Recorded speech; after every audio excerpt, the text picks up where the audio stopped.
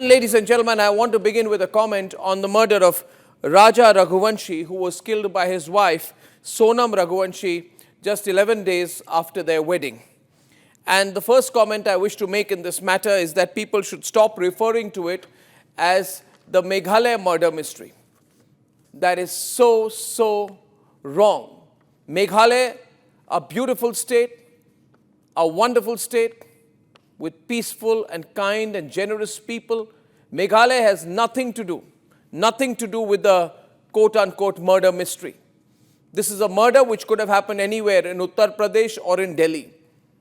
Meghalaya has nothing to do with it. And I want to begin by saying this, and as someone who has spent a lot of time in Meghalaya and has been a student of St. Edmunds, Shillong, I feel so terrible, and as someone from the Northeast myself, at the stereotyping that's been going on over the last few days, linking Meghalaya to the murder mystery. It's so wrong, ladies and gentlemen. We owe an apology to the people of Meghalaya.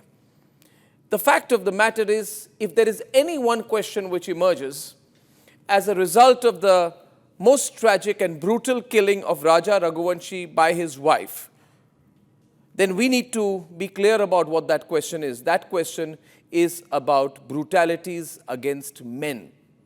What is never spoken about, where men are seen to be only the perpetrators of violence in a relationship or in marriage, but can never be seen to be the victims.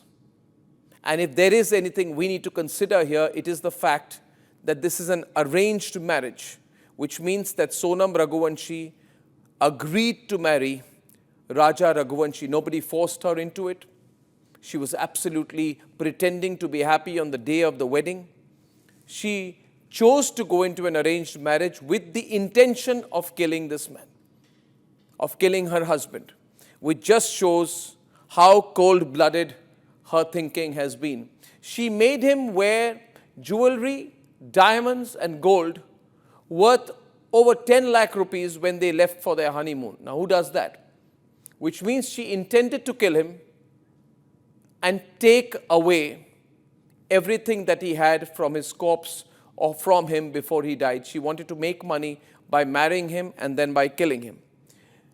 The fact that she was clear about wanting to kill the man she married 10 days back is evident from the fact that she never booked return tickets from Meghalaya, which means she knew that for the man she'd married a week earlier, it would be a one-way trip, that she would kill him.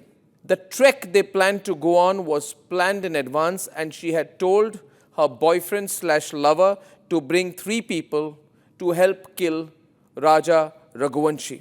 She hired contract killers, she brought them over, and she got together with this man and his accomplices to kill her husband.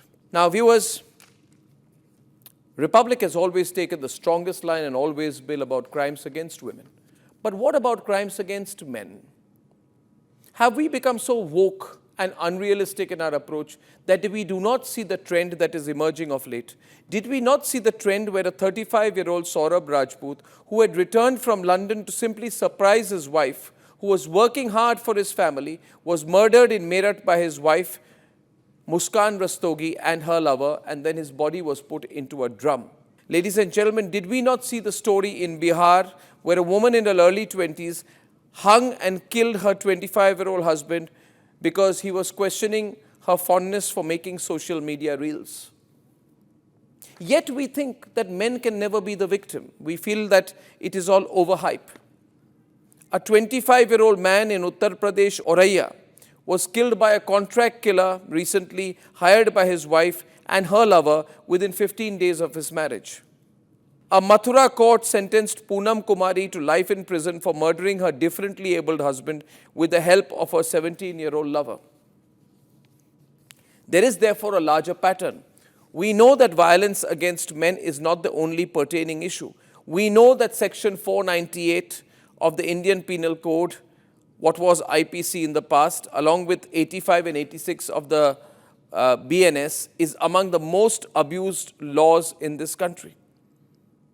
Ladies and gentlemen, Section 498A cases have the lowest conviction rate of 12%, which means For 88% of the innocent people, their life just goes past after being treated badly and unfairly by women and their family members. Now, we don't want to talk about it because people think that taking a position for aggrieved men becomes anti-women, and that's the worst way of looking at it. It's a ridiculous and illiterate way of looking at it. We have to be equal. We have to be gender agnostic when it comes to crime and brutalities. But the problem is, in our country, there is one woke section which wants to believe that men are only the perpetrators of crime. There is another argument that these crimes have always happened against men in the past, but they are now being reported. Regardless of that, let us wake up to the reality that Sonam Raghuvanshi, like many other women in recent times, planned to kill her husband well before getting married. He was an innocent man. He did not deserve to die. This marriage was not a sham. This marriage was well planned by the killer wife to create a situation where she could monetize the marriage and walk away from it. We need to think about what's going on in our society. But more than that, we need to think about whether our laws and their application are fair to men.